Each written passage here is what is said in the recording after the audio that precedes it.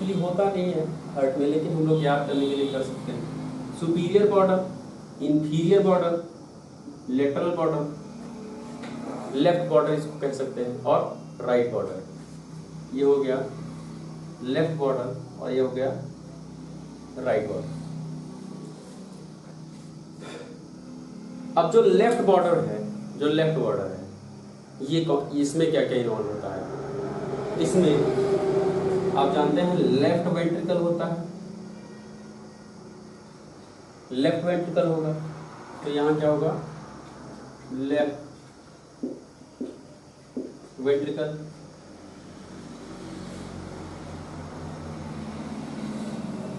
Left ventricle, और थोड़ा सा पोर्शन लेफ्ट एट्रियम का आता है, बहुत थोड़ा सा पोर्शन, मेनली लेफ्ट वेंट्रिकल। जो लेफ्ट बॉर्डर है वो मेनली लेफ्ट वेंट्रिकल। तो ये पूरा लगभग लेफ्ट वेंट्रिकल में आ जाता है। और ये लेफ्ट वेंट्रिकल कैसा होगा? ऑक्सीजनेटेड होता है या डीऑक्सीजनेटेड?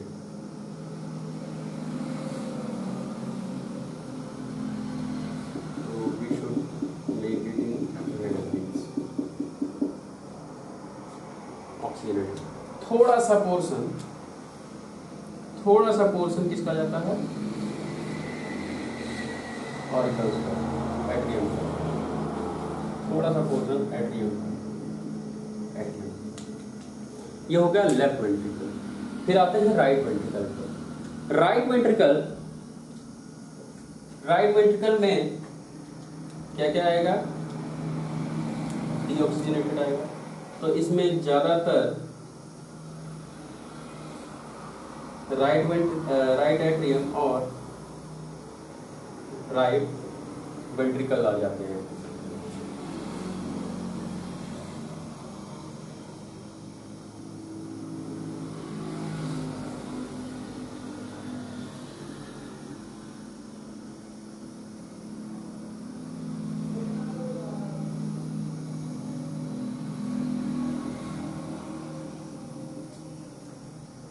दो चेम्बर्स आ जाते हैं।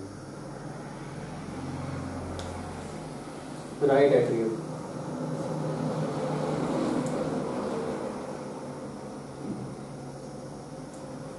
एक सरफेस आता है।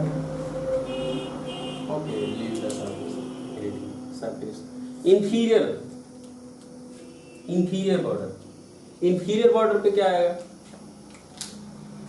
ये जो नीचे वाला बॉर्डर है, ये किसको किसको मिल, बॉर्डर मतलब जो बाहर की सीमा है, जो बाहर की लाइन है, इसको बॉर्डर कहते हैं। अब ये वाली लाइन किस किस को मिला रहा है? ये वेंट्रिकल है और ये वेंट्रिकल है, दोनों को कवर कर रहा है। मतलब जो नीचे वाली लाइन है वो किस किस को इन्वॉल्व कर रहा है? किस किस से बना है नीचे वाली line? Left and right ventricle से। इधर वाली लाइन किससे बनी है? जो बाहर वाली लाइन है,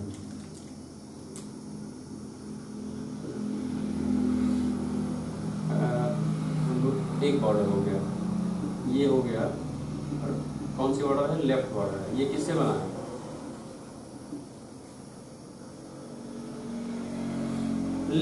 left ventricle, mainly left ventricle. और फिर एक बॉर्डर आया राइट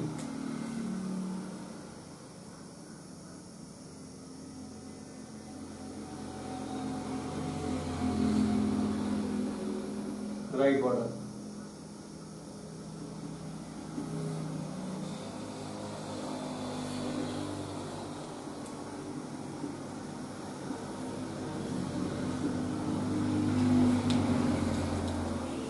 और लेफ्ट बॉर्डर।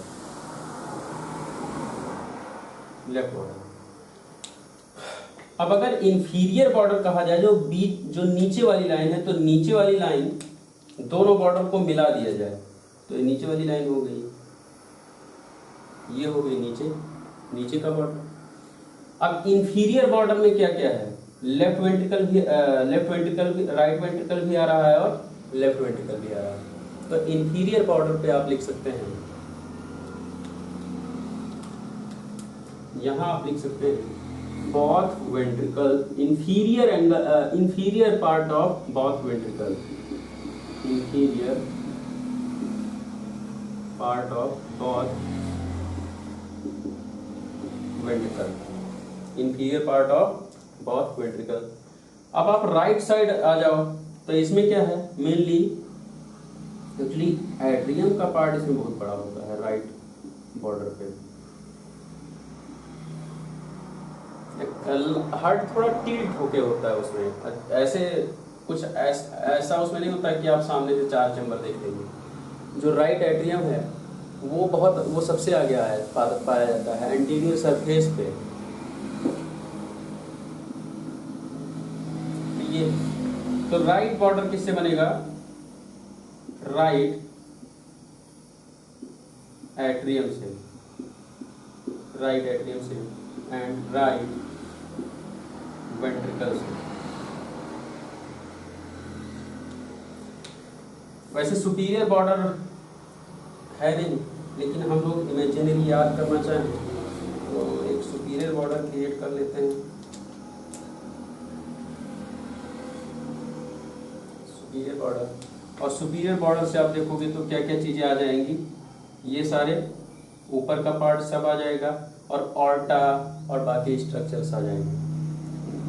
तो सब मिलाकर हम लोगों के पास एक शेप है जिसको हम लोगों को एक्सरे पर देखना होता है कि हार्ट का शेप कैसा है और हार्ट का कौन सा बॉर्डर अपने पोजीशन से हटा हुआ है, left border, right border, inferior border या सुपीरियर बॉर्डर। जैसे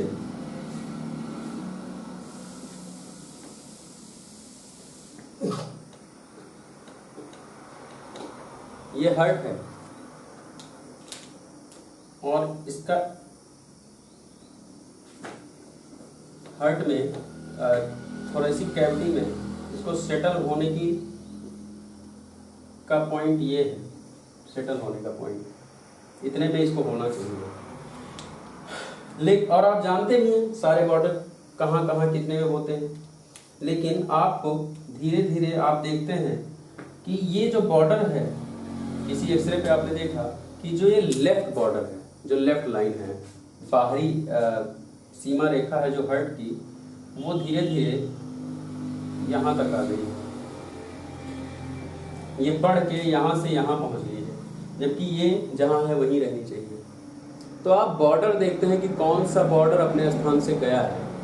तो अगर ये वाला बॉर्डर यहाँ गया है तो इसका मतलब है कि लेफ्ट एट्रियम में दिक्कत आ रही है, क्योंकि लेफ्ट बॉर्डर से गया, लेफ्ट बॉर्डर गया, सॉरी लेफ्ट वेंट्रिकल से दिक्कत आ रही है, लेफ्ट वेंट्रिकल का बॉर्डर बढ़ गया है, लेफ्ट वेंट्रिकल का साइज बढ़ गया है। वही चीज़ अगर यहाँ से ये बॉर्डर यहाँ चला जाए तो इसका मतलब क्या हुआ, राइट एट्रियम का साइज बढ़ गया है, राइट एट्रियम का साइज बढ़ गया है। अगर नीचे चला जाए तो वेंट्रिकल और एट्रियम दोनों इन्वॉल्व हो रहे हैं, जो साइज बढ़ गया है हार्ट का। क्लियर?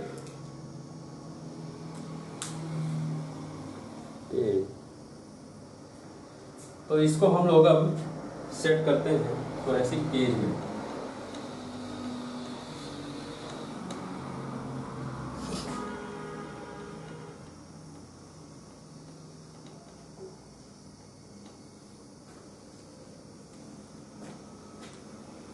हम लोग इसको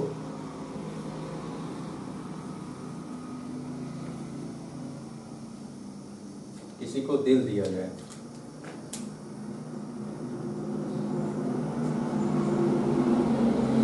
सबसे पहले दिल देने से पहले क्या दिया जाए, लंग्स दिया जाए।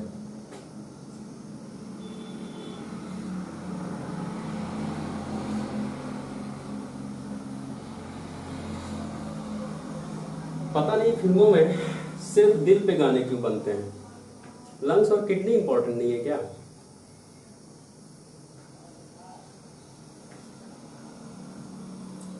लंग्स दो हैं।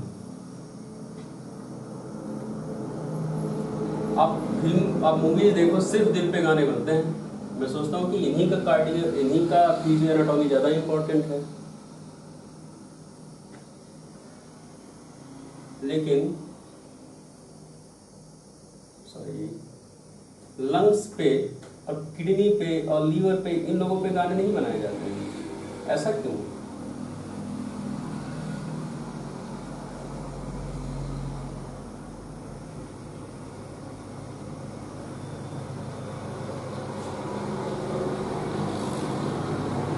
आशीष, तुम्हारे पास कोई कॉन्सेप्ट है?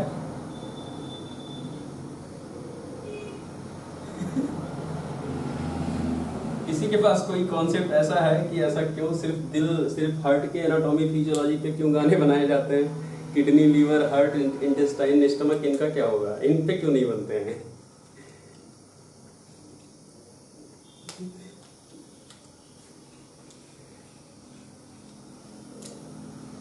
अच्छा, और ब्रेन, और अगर ब्रेन न्यूरो, और अगर ब्रेन को न्यूरोट्रांसमीटर ना मिले, अगर ब्रेन न्यूरोट्रांसमीटर हार्ट को ना दे तो ब्लड सप्लाई कर पाएगा? और अगर बोन्स जनरेट ना करे आरबीसी तो O2 सप्लाई हो पाएगा? हार्ट क्या करेगा? हार्ट तो ये बस बांटता है, बनाता तो कोई और है। लेकिन फिलहाल तुम लोगों को सपोर्ट करना चाहिए, कुछ गाने बनाने चाहिए जो किडनी लीवर के लिए भी हो। अकेले यही थोड़ी है, बॉडी में बहुत सारे लोग।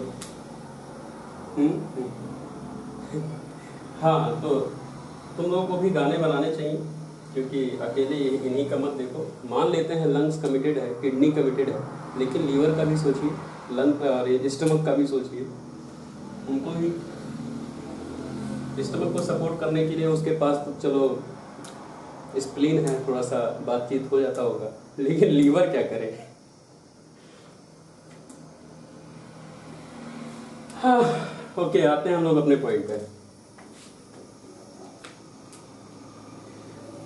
तो cardiac Sylhet border gall bladder, okay मान लेता हूँ गाल ब्लैडर है। आशीष के कॉन्सेप्ट बहुत बढ़िया होते हैं, इसलिए मैं आशीष से ही पूछता हूँ जब खुद पूछना होता है तो।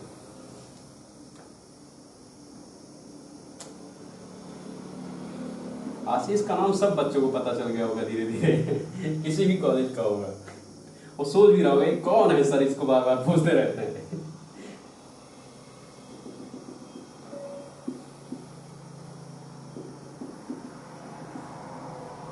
Okay, come back to our medical sciences. Cardiac silhouette और कार्डियक सिलहट के बॉर्डर्स हैं, ये बॉर्डर्स अपने सेंटर में होने चाहिए, अपने शेप में होने चाहिए। कार्डिया में हम लोग देखते क्या क्या है? कार्डियक सिलहट पे साइज और शेप, दो पॉइंट देखते हैं। साइज सबसे पहला, साइज तो कार्डिया का साइज कितना होना चाहिए? ऑल ओवर थोरेसिक साइज का 50%। ये सीपी एंगल, ये सीपी एंगल 2, इसको सीपी एंगल कहते हैं, कॉस्टोफ्रेनिक एंगल। फ्रेनिक मतलब क्या होता है? डायाफ्राम। फ्रेना मतलब डायाफ्राम, तो ये डायाफ्राम से अटैच होता है, दूसरा रिब्स से अटैच होता है, इसलिए इसको कॉस्टोफ्रेनिक कहा जाता है। और नीचे डायाफ्राम होता है, तो इसलिए इसको रिब्स और कॉस्टो दोनों से कॉस्टो और डायाफ्राम दोनों से मिला होता है, इसलिए इसको कॉस्टो डायाफ्राम, कॉस्टोफ्रेनिक एंगल कहा जाता है। और ये एंगल है, तो इस एंगल से लेकर इस एंगल तक की दूरी, इसकी दूरी जितनी भी हो उसका 50% हार्ट का मैक्सिमम थिकनेस होना चाहिए, मैक्सिमम डायामीटर होना चाहिए नॉर्मल। समझ में आ रहा है? तो हम नॉर्मल मानते हैं। अगर जो इसका टोटल डायामीटर है उससे इसका हार्ट का डायामीटर ज्यादा जाए तो हम लोग उसको मेगेली मानते हैं। मेगेली मतलब इंक्रीज द साइज। मेगेली शब्द जहां लगा हो उसका मतलब क्या है? Size increased. मेगेली मतलब मेगेली मतलब साइज बड़ा होना। तो अगर हार्ट का साइज बड़ा होगा तो क्या हो जाएगा? कार्डियो। पूरा शब्द क्या हो गया? कार्डियोमेगेली। अगर लीवर का साइज बड़ा हो तो हेपेटोमेगेली। अगर स्प्लीन का साइज बड़ा हो तो स्प्लीनोमेगेली। ऐसे बहुत सारे शब्द हैं। तो हम लोग आते हैं फिर से साइज पे। एक्चुअली टोटल डायामीटर जो एक सीपी एंगल से दूसरे सीपी एंगल तक का हो गया पूरा थोरेसिक चेस्ट का डायामीटर, और ये सीपी एंगल सबसे लेटरल साइड पड़ते हैं, तो इन्हीं से हम नाप लेते हैं। पूरा टोटल का 50% होना चाहिए हार्ट का डायामीटर, जहां से मैक्सिमम थिकनेस हो सकती है वहां से आप नाप सकते हैं, लेकिन ट्रांसवर्स लाइन होनी चाहिए, वर्टिकल नहीं। तो ये इसका 50% होना चाहिए और ये होता है 100% जितना भी है। जैसे अगर इसको नापने पर आ रहा है 46 cm टोटल, तो लंथ हर्ट कितना आना चाहिए नॉर्मल, कितना आना चाहिए? 23 आना चाहिए, 23 सेंटीमीटर। लेकिन अगर हर्ट 30 सेंटीमीटर आ जाए और 28 सेंटीमीटर आ जाए, 29 सेंटीमीटर आ जाए, तो हर्ट का साइज बढ़ा है। और हर्ट का साइज अगर बढ़ेगा तो बॉर्डर्स अब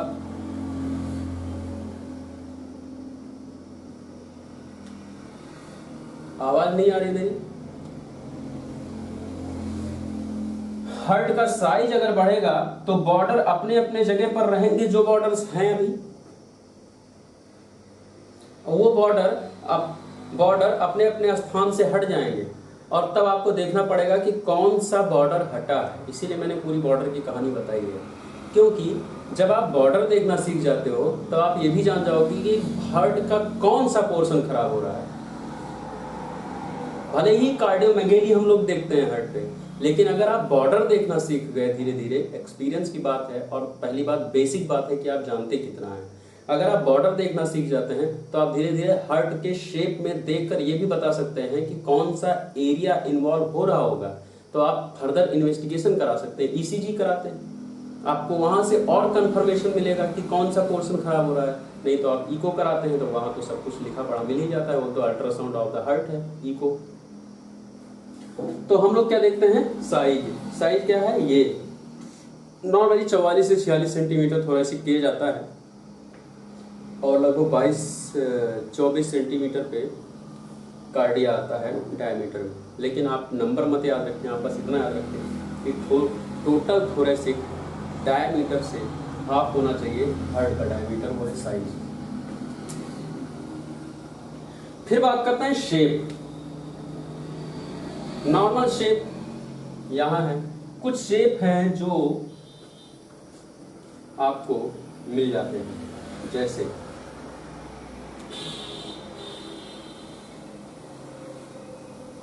जैसे अगर हार्ट की मसल वीक हो जाए, और ये जो इनका किसी भी ऑर्गन का जो शेप है वो शेप मसल्स की वजह से होता है, और उसके ऊपर चढ़े हुए कैप्सूल्स की वजह से होता है। यहाँ हार्ट की मसल, अगर कोई ऐसी बीमारी हो जिसकी वजह से हार्ट की मसल कमजोर हो जाए, ये मैं हटा सकता हूँ, इस वाले दिल को हटा दिया जाए, कोई दूसरा दिल दिया,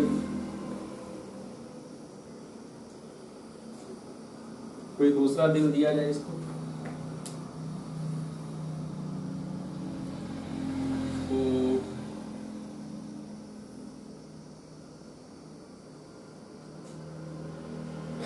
नॉर्मल शेप है, लेकिन अगर इसकी मसल्स वीक हो जाएं तो इसका जो साइज है, जो बॉन्डिंग है, जो शेप है, वो नहीं मेंटेन रह पाएगा। जो शेप है वो मेंटेन नहीं रहेगा। तब क्या होगा कि इसके अंदर ब्लड का प्रेशर आता है, ब्लड फ्लक्चुएशन होता है, और उसकी वजह से जहाँ जो मसल है वो डायलेट होती चली जाएगी। मतलब बिल्कुल बॉडी लैंग्वेज मसल की बिल्कुल लूज है, अब उसको कोई हाथ लगा दे थोड़ा सा, बस या तो खिसक जाएगा या फिर गिर जाएगा। तो मसल गिर तो सकती नहीं है, मसल अपनी जगह पे रहेगी, बिल्कुल वीक मसल, और उस पर ब्लड प्रेशर मार रहा है, तो बार बार थोड़ा थोड़ा वो आगे बढ़ती चली जाएगी। तो इससे होगा क्या कि ऊपर से ब्लड आता है और यहाँ से ब्लड जाता है, लेकिन जब ब्लड जाता है तो नीचे से जब प्रेशर लगता है तब ब्लड ऊपर की तरफ भागता है। तो यहाँ भी, और जब ब्लड पे अब यहाँ से प्रेशर ऊपर को लगता है तो ये ब्लड भी इस पे प्रेशर मारता है, क्योंकि इसको वहीं रहना है ग्रेविटी की वजह से। तो होता क्या है कि ये वाला ब्लड और ये वाला ब्लड आपस में दोनों ही मसल पे प्रेशर मारते रहते हैं। तो होगा क्या, अगर ये बिल्कुल वीक मसल है तो ये धीरे धीरे फैलना शुरू कर देते हैं।